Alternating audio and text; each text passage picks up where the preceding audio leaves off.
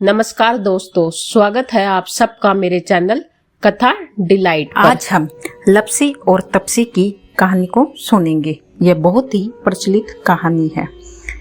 एक बार एक लप्सी था और एक तप्सी था। तप्सी हमेशा भगवान की तपस्या में लीन रहता था।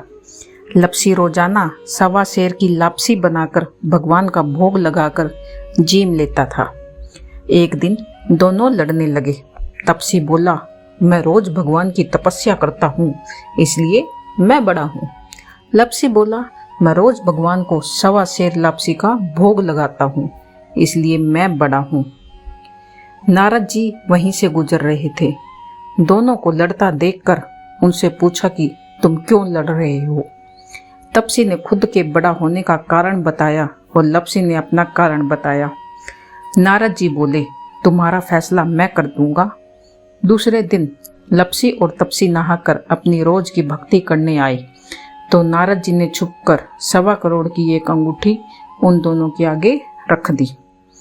तप्सी की नज़र जब अंगूठी पर पड़ी तो उसने चुपचाप अंगूठी उठाकर अपने नीचे दबा ली।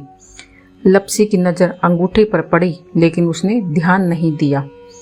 भगवान को भोग लगाकर लप्सी खाने लगा। नारद जी सामने आए तो दोनों ने पूछा, कौन बड़ा? तो नारद जी ने तप्सी से खड़ा होने को कहा तो खड़ा हुआ तो उसके नीचे दबी अंगूठी दिखाई पड़ी। नारद जी ने तप्सी से कहा, तपस्या करने के बाद भी तुम्हारी चोरी करने की आदत नहीं गई, इसलिए लप्सी बड़ा है और तुम्हें तुम्हारी तपस्या का कोई भी फल नहीं मिलेगा। तप्सी शर्मिंदा होकर माफी मांगने लगा।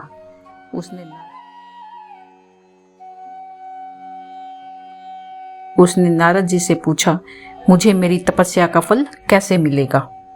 तब नारद जी ने कहा, यदि कोई गाय और कुत्ते की रोटी नहीं बनाएगा तो फल तुझे मिलेगा।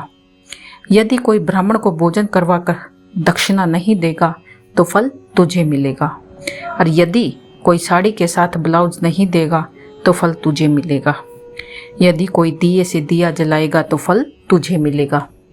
यदि कोई सारी कहानी सुने लेकिन तुम्हारी कहानी नहीं सुने तो फल तुझे मिलेगा। उसी दिन से हर व्रत कथा खाने के साथ लप्सी और तप्सी की कहानी भी सुनी और कही जाती है। धन्यवाद।